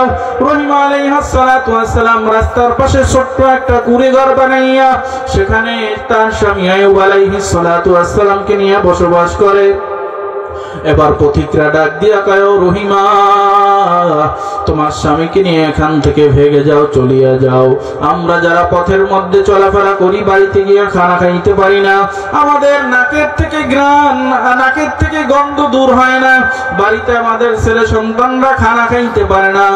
এই পথের মধ্যে তুমি আর থাকতে পারবে না, এখান থেকে নিয়ে ভেগে যাও। রহিমা আলাইহিস সালাতু ওয়াস সালাম আবার শহরের পাশে যেখানে ময়লা ফেলায়, যেটাকে আমরা ডাস্টবিন বলি, ডাস্টবিন, ওই ডাস্টবিনের সাথে জায়গার মধ্যে ছোট্ট একটা কুড়িঘর বানাইয়া স্বামীকে নিয়ে বসবাস করে। এবার পোকার বাসা। আইয়ুব আলাইহিস সালাতু ওয়াস সালাম যিনি জলিল কদর একজন পয়গম্বর, পাশাপাশি দুনিয়ায় বাদশা ছিলেন। এই জলিল কদর পয়গম্বরের দুনিয়ার জমিনে কোনো জায়গা হয় না। মাঠের কৃষকরা তাড়ায়া দেয়, রাস্তার পথিকরা তাড়ায়া দেয়, এলাকাবাসী তাড়ায়া দেয়। ডাস্টবিনের মধ্যে, ডাস্টবিনের পাশে ছোট্ট কুড়িঘর বানাইয়া রহিমা আলাইহিস সালাতু ওয়াস সালাম স্বামীর খেদমত করে। এ পর্দার আড়ালের মা ও বোনেরা মনে করতে পারেন বিবি রহিমা আলাইহিস সালাতু ওয়াস সালাম তিনি মনে হয় সাধারণ কোনো ঘরের মেয়ে, সাধারণ কোনো ঘরের মেয়ে না, না। রহিমা আলাইহিস সালাতু ওয়াস সালাম একজন পয়গম্বরের মেয়ে। তার বাবাও ছিলেন পয়গম্বর, দাদাও পয়গম্বর, তারপর দাদাও পয়গম্বর। রহিমা আলাইহিস সালাতু ওয়াস সালাম হযরত ইউসুফ আলাইহিস সালাতু ওয়াস সালামের নাতি। হযরত ইউসুফ আলাইহিস সালাতু ওয়াস সালাম হযরত ইয়াকুব আলাইহিস সালাতু ওয়াস সালামের সন্তান, হযরত ইয়াকুব আলাইহিস সালাতু ওয়াস সালাম হযরত ইসহাক আলাইহিস সালাতু ওয়াস সালামের সন্তান, হযরত ইসহাক আলাইহিস সালাতু ওয়াস সালাম পয়গম্বর ইব্রাহিম আলাইহিস সালাতু ওয়াস সালামের সন্তান। ওই বংশের মেয়ে রহিমা আলাইহিস সালাতু ওয়াস সালাম, এ মা তোমরা তো বাবার একটু ধন সম্পদ থাকলে স্বামীর খেদমত করতে চাও না। না না, রহিমা আলাইহিস সালাতু ওয়াস সালামের ঘটনা থেকে শিক্ষা নাও। বিবি রহিমা আলাইহিস সালাতু ওয়াস সালাম পোকার বাসা নিয়ে বসবাস করে, রিজিকের সন্ধানে মানুষের বাড়ি কিছু কাজকর্ম করে। সন্ধ্যার সময় আইসা স্বামীর মুখের মধ্যে চাবায়া চাবায়া ওই খাবারগুলো দেয়। এছাড়া তার স্বামী আইয়ুব আলাইহিস সালাতু ওয়াস সালাম খাবার গ্রহণ করতে পারে না। ভাইরা আমার, বন্ধুরা আমার, আইয়ুব আলাইহিস সালাতু ওয়াস সালামের গোটা শরীরটা পোকায় খাইতেছে। আইয়ুব আলাইহিস সালাতু ওয়াস সালাম মালিক আল্লাহর দরবারে ডাক দিয়া কয়, ও দয়ার মালিক, আমার গোটা শরীরটা পোকায় খেয়ে সব শেষ করে দেখ, কোনো আপত্তি নাই, তবে আমার মুখের জিহ্বাটা যেন না খায়। এই জিহ্বার মাধ্যমে আমি যেন তোমার নাম সদা সর্বদা নিতে পারি। আইয়ুব আলাইহিস সালাতু ওয়াস সালাম কুঁড়ে ঘরের মধ্যে বসবাস করে।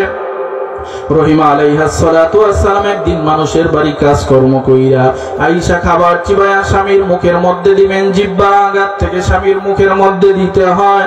জিহ্বার আগায় খাবার নিয়া স্বামীর মুখের মধ্যে দিবেন। এমন সময় রহিমা আলাইহিস সালাতু ওয়াস সালামের জিহ্বার মধ্যে মাত্র 2টা পোকা কামড় দিয়া দিছে। এই 2টা পোকার কামড় খাওয়ার পরে রহিমা আলাইহিস সালাতু ওয়াস সালাম মাত্র 2টা পোকার কামড় খাইয়া সাথে সাথে বেহুশ। অনেকক্ষণ পর হুশ আসার পরে পোকার বাসাটাকে বুকের মধ্যে নিয়ে ডাক দিয়া কয়, ও পয়গম্বর, আমি মাত্র 2টা পোকার কামড় সহ্য করতে পারলাম না, আপনি এরকম হাজার হাজার হাজার হাজার পোকার কামড় কেমনে সহ্য করেন? ও পয়গম্বর, একটু আল্লাহর দরবারে দোয়া করে দেন, আল্লাহ যেন আপনাকে এই রোগ থেকে মুক্ত করে দেয়। আইয়ুব আলাইহিস সালাতু ওয়াস সালাম এবার রহিমা আলাইহিস সালাতু ওয়াস সালামকে বলে, ও বিবি, মাত্র রোগের বয়স হয়েছে 13 বছর। এই 13 বছর রোগের বয়স হয়েছে। রব্বে কারীম আল্লাহ তাআলা আমার হায়াতে জিন্দেগির মধ্যে 70 বছর পর্যন্ত কোন জ্বর সর্দি কাশি শরীরের মধ্যে একটা গামাসিও দেন নাই। আর মাত্র রোগের বয়স 13। আমি আমার রব মালিকের দরবারে যতক্ষণ পর্যন্ত আমার রোগের বয়স 70 না হবে ততক্ষণ পর্যন্ত আমি আমার মালিকের দরবারে কোনো দরখাস্ত করতে পারবো না, পারবো না, পারবো না। ও বিবি, তোমার যদি আমার খেদমত করতে মনে না চায় তুমি চলিয়া যাইতে পারো, আমার কোনো আপত্তি নাই, আমার কোনো আফসোস নাই। ওই মালিক 3 জন বিবির সাথে তোমাকেও যদি নিয়ে যাইতো, এই শারীরিক যুদ্ধ, এই ঈমানের পরীক্ষা আমার একা চালায় যাওয়া লাগতো। ও বিবি, তোমার যদি আমার খেদমত করতে মনে না চায় তুমি চলিয়া যাইতে পারো। এরপরে আরো 5 বছর চলিয়া গেল। সংক্ষেপে বলতেছি, ভাই আমার, যখন রোগের বয়স 18 বছর হয়ে গেল, আল্লাহ তাআলা একদিন জিবরিল আলাইহিস সালাতু ওয়াস সালামকে আইয়ুব আলাইহিস সালাতু ওয়াস সালামের কাছে তার শরীরের হালাত অবস্থা জানার জন্য পাঠিয়ে দিলেন। আইয়ুব আলাইহিস সালাতু ওয়াস সালামের শরীরের হালাত কেমন আছে এটা আল্লাহ জানে কি জানে না। এরপরেও জিবরিল আলাইহিস সালাতু ওয়াস সালামকে আল্লাহ পাঠিয়ে দিলেন। জিবরিল আলাইহিস সালাতু ওয়াস সালাম আইয়ুব আলাইহিস সালাতু ওয়াস সালামকে এসে সালাম দিলেন। একবার, দুইবার, 3 বার এই আইয়ুব আলাইহিস সালাতু ওয়াস সালামকে সালাম দেয়, কিন্তু আইয়ুব আলাইহিস সালাতু ওয়াস সালামের সালামের উত্তর দেয় না, জবাব দেয় না। অনেকক্ষণ পরে সালামের জবাব দেয়। জিবরিল আলাইহিস সালাতু ওয়াস সালাম ডাক দিয়া কয়, ও পয়গম্বর, আপনি নবী হইয়া সালামের আওয়াজ, সালামের উত্তর যদি এত দেরিতে দেন উম্মত, তাহলে কি করবে? উম্মতের হালাত কেমন হবে? এবার আইয়ুব আলাইহিস সালাতু ওয়াস সালাম 18 বছরে হাউমাউ কইয়া কোনদিন কাঁদে নাই। এইবার হাউমাউ করিয়া কাঁদিয়া ডাক দিয়া কয়, ও ভাই জিবরিল, কেন আমি দেরিতে সালামের উত্তর দিলাম, জবাব দিলাম, তুমি কি একটু শুনবা? এইবার জিবরিল আলাইহিস সালাতু ওয়াস সালামকে বলে, ও ভাই জিবরিল, তুমি যখন এসে আমাকে সালাম দিছো তখন আমার মুখের মধ্যে দুইজন মেহমান খাবার খাইতেছিল। আমি চিন্তা করলাম জিবরিলের সালামের আমার জবাব একটু পরে হলেও দিলেই তো হয়ে যাবে, আদায় হবে। কিন্তু আমি যদি জবান লড়াইয়া, মুখ লড়াইয়া, জিহ্বা নাড়াইয়া যদি সালামের আওয়াজ দেই, মেহমানদের খানা খাওয়ার ডিস্টার্ব হয়ে যাবে। তারা যদি কিয়ামতের ওই কঠিন ময়দানে আমার মালিক আল্লাহর দরবারে দরখাস্ত করে বলে, ও দয়ার মালিক, তুমি তোমার আয়ুবের কাছে মেহমান হিসাবে আমাদেরকে পাঠাইছিলা, তোমার আয়ুব আমাকে ঠিক মতো খানা খাইতে দেয় নাই, আল্লাহর দরবারে যদি মামলা দেয়, আয়ুবের কোনো উপায় নাই, কোনো উপায় হবে না। এই জন্য আমি তোমার সালামের উত্তর একটু দেরিতে দিলাম। জিবরিল আলাইহিস সালাতু ওয়াস সালাম বলে, পয়গম্বর আপনি কেমন আছেন? আল্লাহর পয়গম্বরকে প্রশ্ন করলেন, ও পয়গম্বর আপনি কেমন আছেন, কেমন আছেন? এক বাক্যে 18 বছর বিছানায় পড়ে থাকার পরেও এক বাক্যে আইয়ুব আলাইহিস সালাতু ওয়াস সালাম জবাব দেয়, আলহামদুলিল্লাহ। এবার জিবরিল আলাইহিস সালাতু ওয়াস সালাম রব্বে কারীমের দরবারে হাজির হওয়ার পরে আল্লাহ ডাক দিয়ে কয়, ও জিবরাইল, আমার আইয়ুবকে কেমন দেখলা, তার জবাবটা কেমন শুনলা? এবার জিবরিল আলাইহিস সালাতু ওয়াস সালাম তার হায়াতে জিন্দেগীর মধ্যে মাত্র 2 বার কেঁদেছে, কেউ কেউ বলেন 3 বার কেঁদেছে।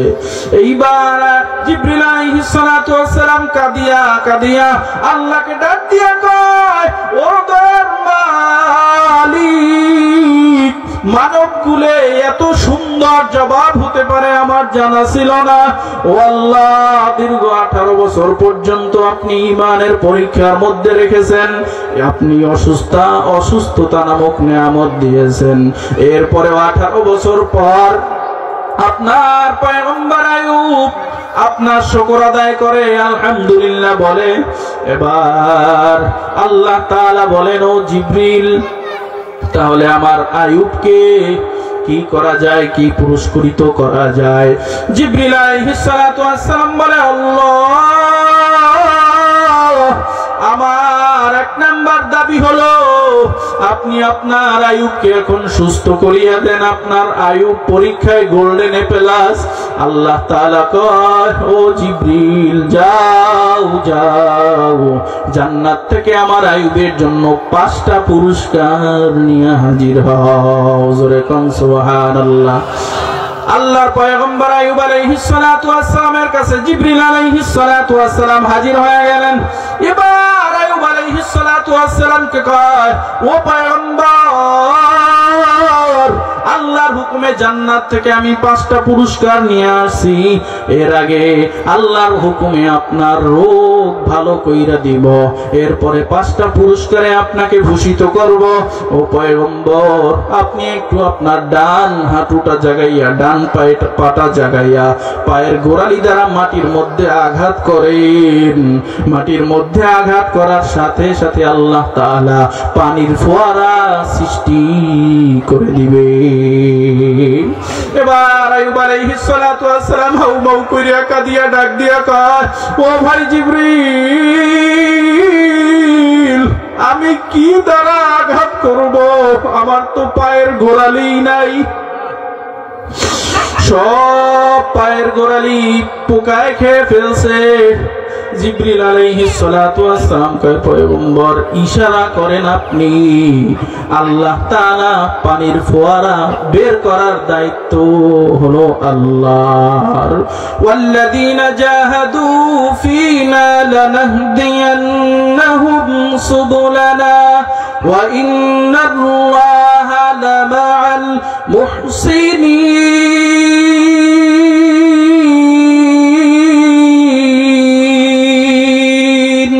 জিবরিল জিবরিল আলাইহিস সালাতু ওয়াস সালাম কয় পয়গম্বর ইশারা দেওয়ার মালিক পানি, ইশারা দেওয়ার মালিক আপনি, পানি বের করার দায়িত্ব হলো আল্লাহর। আইয়ুব আলাইহিস সালাতু ওয়াস সালাম পায়ের গোড়ালি দ্বারা ইশারা করলেন, সাথে সাথে পানির ফোয়ারা সৃষ্টি হয়ে গেল। জোরে কান সুবহানাল্লাহ।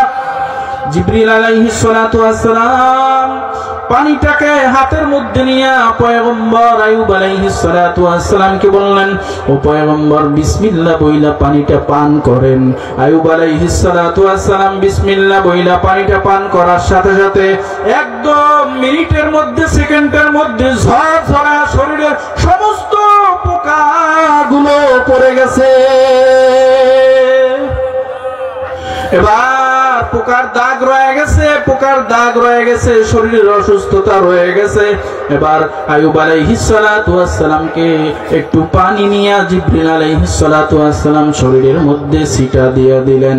সাথে সাথে আইয়ুব আলাইহিস সালাতু ওয়াস সালাম সাথে সাথে 18 বছর আগে যেই পরিমাণে তার শরীর স্বাস্থ্য দেহ ছিল, সাথে সাথে আল্লাহ তাআলা ওই 18 বছর আগের যুবকের মতো বানায় দিছে। এবার জিবরিল আলাইহিস সালাতু ওয়াস সালাম কয় পয়গম্বর আল্লাহর পক্ষ থেকে 5টা পুরস্কার নিয়ে এসেছি, 5টা পুরস্কার। এর মধ্যে একটা পুরস্কার, 1 নাম্বার পুরস্কার আপনার জন্য একটা জান্নাতি জামা নিয়ে এসেছি। 2 নাম্বার পুরস্কার আপনার জন্য একটা জান্নাতি পাজামা নিয়ে এসেছি। 3 নাম্বার পুরস্কার আপনার জন্য জান্নাতি একটা টুপি নিয়ে এসেছি। 4 নাম্বার পুরস্কার আপনার জন্য জান্নাতি একটা মেসওয়াক নিয়ে এসেছি। 5 নাম্বার পুরস্কার আপনার জন্য জান্নাত থেকে একখানা জায়নামাজ নিয়ে এসেছি। জোরে কোন সুবহানাল্লাহ। আইয়ুব আলাইহিস সালাতু ওয়াস সালাম সুন্দর করে মেসওয়াক বানাইয়া ওই পানি দ্বারা ওযু কইরা এবার জামাটা শরীরে পরিধান কইরা, পায়জামাটা পরিধান কইরা, টুপিটা মাথার মধ্যে দিয়া জায়নামাজটা বিছাইয়া যখন জিবরিল আলাইহিস সালাতু ওয়াস সালামের সঙ্গে তার সাক্ষাৎ হয়ে গেছে, তখন সূর্য ডুবু ডুবু ডুবু ডুবু অবস্থায় আইয়ুব আলাইহিস সালাতু ওয়াস সালাম জায়নামাজ বিছায়া ও রবের শুকরিয়া আদায় করার জন্য নামাজের মুসাল্লায় দাঁড়ায় গেছে। এবার আইয়ুব আলাইহিস সালাতু ওয়াস সালাম 4 রাকাত নামাজের নিয়ত করছেন। কয় রাকাত? 4 রাকাত নামাজের নিয়ত করছেন, কিন্তু আনন্দে আর খুশিতে 3 রাকাত পড়া সালাম ফিরে ফেলছেন। এবার জিবরিল আলাইহিস সালাতু ওয়াস সালাম কয় পয়গম্বর আপনি না 4 রাকাত নামাজের নিয়ত করছেন, 3 রাকাত নামাজ আদায় কইরা ফিরে সালাম ফিরে ফেলছেন।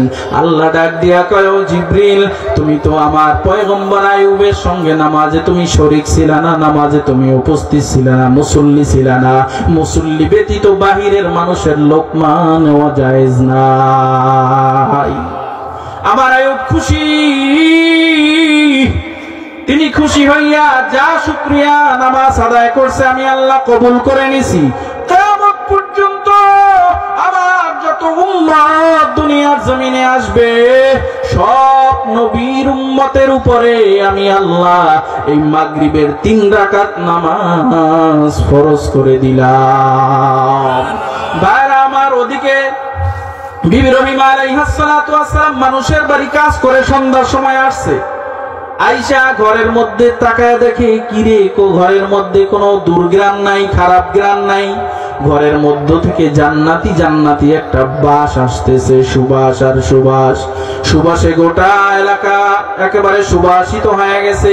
এবার ঘরের মধ্যে তরিগইরে করিয়া তারপরও ঢুকছে যে স্বামীকে খাবার বানাইয়া তার মুখের মধ্যে দিতে হবে। সারাদিনে তিনি কিছু খান নাই, খাবার বানাইয়া রেডি কইরা স্বামীর কাছে গিয়া দেখে কই আমার পোকার বাসা, স্বামী নাই।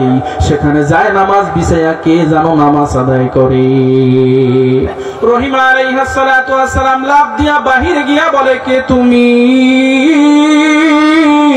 আমার স্বামী কই? আমার স্বামীকে দেখছো? আমার স্বামী হলো জবানার পয়গম্বর আইয়ুব। আমার স্বামীকে তোমরা মাইরে ফেলাইয়া আমার ঘরটাকে মনে হয় দখল করে নিছো, আমার ঘরটা দখল করে নিছো, আমার স্বামী কোথায়, আমার স্বামীকে দেখছো? এই কথা শুনে আর আইয়ুব আলাইহিস সালাতু ওয়াস সালাম মনে মনে মনে মনে হাসে। তিনি বুঝতে পারছে 18 বছর আগে আমার যে চেহারা ছিল, এই যে অলৌকিক ঘটনা আল্লাহ তাআলা ঘটায় দিল, এ ব্যাপারে তো রহিম আলাইহিস সালাতু ওয়াস সালাম জানে না, তিনি আমাকে চিনে নাই, যার ফলে কান্নাকাটি করে। এবার আইয়ুব আলাইহিস সালাতু ওয়াস সালাম ঘরের মধ্য থেকে ডাক দিয়া কয়, ও রহিমা, আমি তোমার স্বামী, আমি তোমার স্বামী। কিন্তু রহিমা আলাইহিস সালাতু ওয়াস সালাম বিশ্বাস করে না। হায় হায়, সকালবেলা পোকার বাসা রাইখা গেলাম, এখন তিনি ভালো মানুষ, সুন্দর মানুষ, আরো কয় আমি নাকি, তিনি নাকি আমার স্বামী।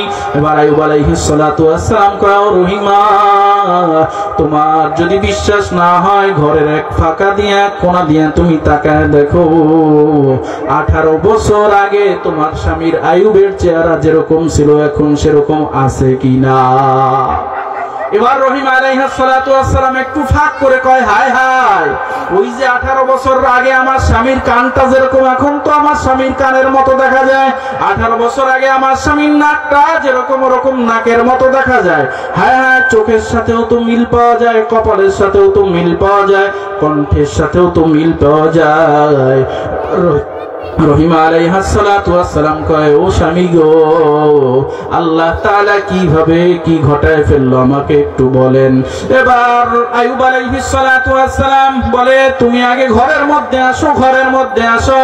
কাদারে কুদরাতু দারি বরকামাল আনতা রব্বি আনতা হাসবি জুলজালাল খালাকা। এবার ঘরের মধ্যে গিয়া দুইজনকে বুকের মধ্যে নিয়ে আইয়ুব আলাইহিস সালাতু ওয়াস সালাম সব ঘটনা খুলে বললেন। বার আমার ঘটনা বলা উদ্দেশ্য না, বুঝানো উদ্দেশ্য। যার ঈমান যত মজবুত হবে তার ঈমানের পরীক্ষা তত কঠিন হবে। জোরে বলেন ঠিক কিনা? হযরতে আবু বকর রাদিয়াল্লাহু তাআলা আনহু মক্কার বড় ব্যবসায়ী। তিনি যদি দ্বীনের জন্য, ইসলামের জন্য, কোরআনের জন্য, নবীর মুহাব্বত আর ভালোবাসায় তার ব্যবসা প্রতিষ্ঠানকে বিক্রি করে দিতে পারে, সব টাকা যদি দ্বীনের জন্য, ইসলামের জন্য দিতে পারে, বিলায় দিতে পারে, তাহলে আপনার আমার দ্বীনের জন্য, ইসলামের জন্য কিছু করা প্রয়োজন আছে না নাই? এই যে মাদ্রাসা রয়েছে, এই মাদ্রাসা এখানে চালু থাকুক, প্রতিষ্ঠিত থাকুক, আপনারা চান কি চান না? মাদ্রাসা থাকলে মসজিদ থাকবে। মাদ্রাসা হলো নবীর ঘর। মাদ্রাসা থেকে আলেম তৈরি হয়, ইমাম তৈরি হয়, মুয়াজ্জিন তৈরি হয়।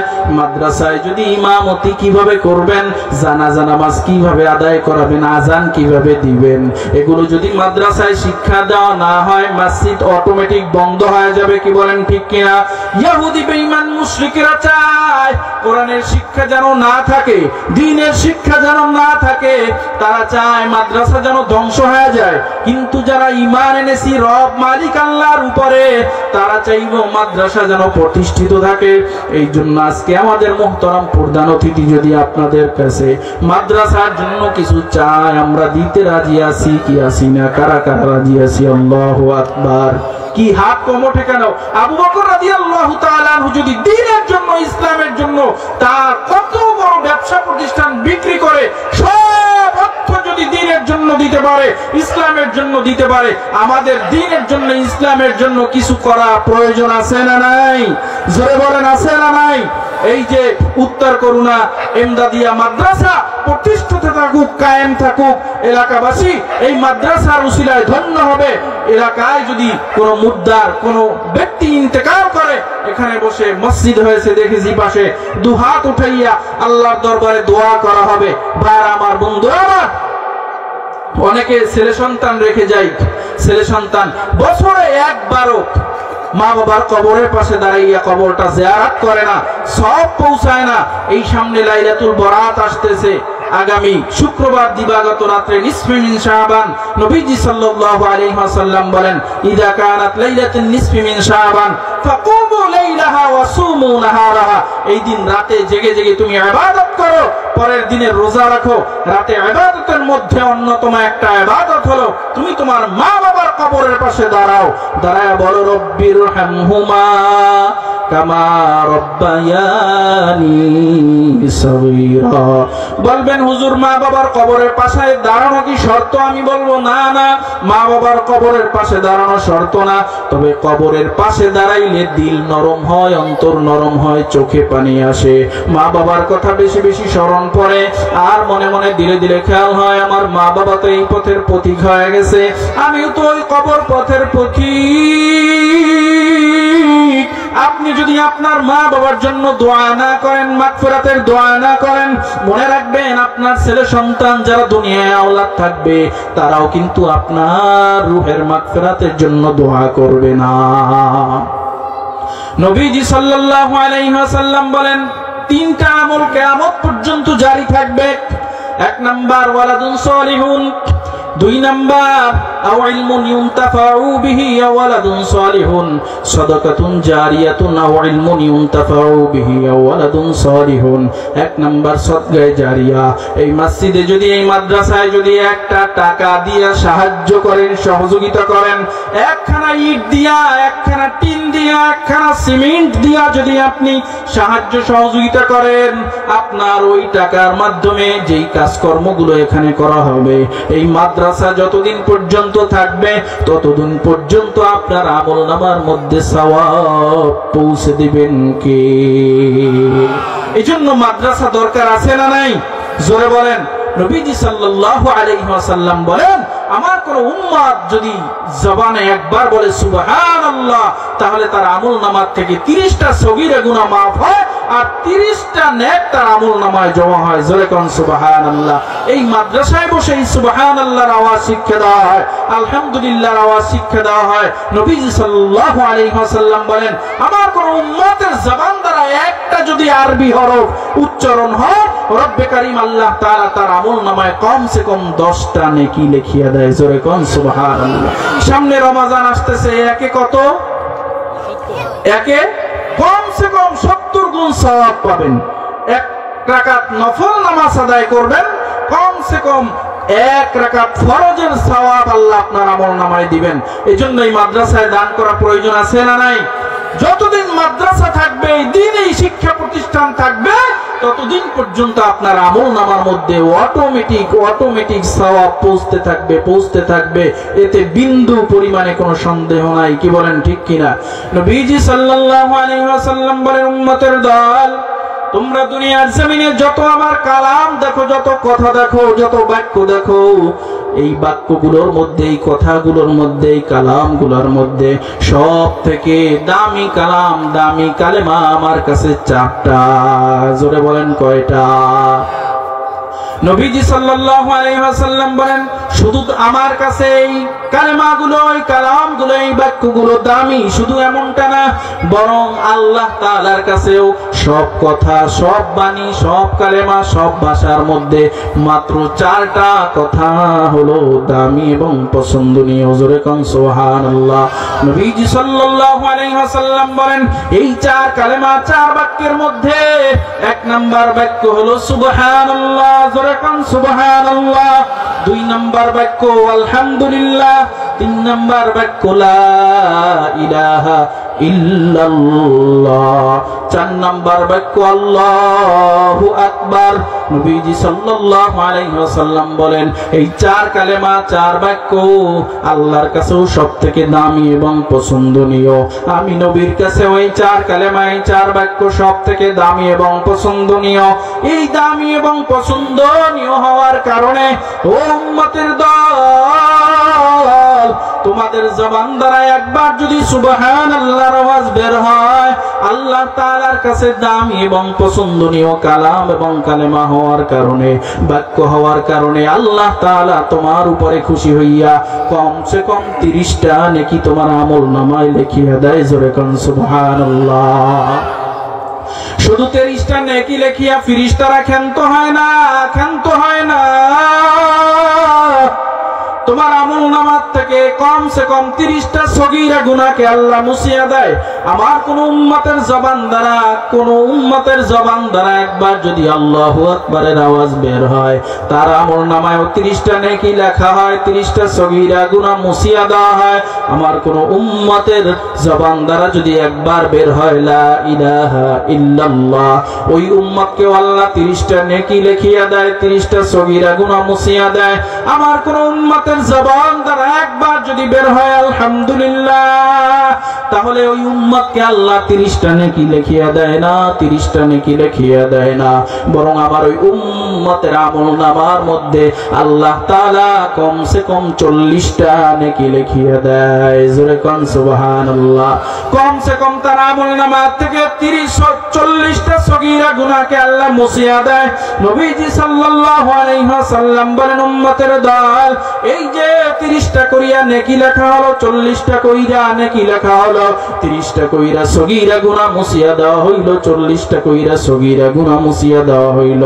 এটার একমাত্র ফজিলত, শুধুমাত্র ফজিলত, আল্লাহর পছন্দনীয় কালাম এবং কালেমা বাক্য হওয়ার কারণে এই ফজিলতে উম্মত ভূষিত হয়। অপরদিকে আরবি একটা হরফ কোন উম্মতের জবান দ্বারা যদি বের হয়, তাহলে তার আমলনামার মধ্যে আল্লাহ তাআলা কমসে কম 10টা নেকি লিখিয়ে দেয়। ওই নেকিগুলো তো আসি, এই 40টা আর 30টা নেকি উম্মত পাবে বোনাস। এজন্য সামনে রমজান আসতেছে, বেশি বেশি বলবো সুবহানাল্লাহ, আলহামদুলিল্লাহ, লা ইলাহা ইল্লাল্লাহ, আল্লাহু আকবার। যারা মিলিয়ে পড়তে পারেন সুবহানাল্লাহি ওয়ালহামদুলিল্লাহি লা ইলাহা ইল্লাল্লাহ, আল্লাহু আকবার, সুবহানাল্লাহি ওয়ালহামদুলিল্লাহি লা ইলাহা ইল্লাল্লাহ, আল্লাহু আকবার। বেশি বেশি রবের দরবারে ইস্তেগফার পড়ব, আস্তাগফিরুল্লাহ, নিজের গুনাহের জন্য তওবা করব, মালিক আল্লাহর দরবারে বলবো, আল্লাহ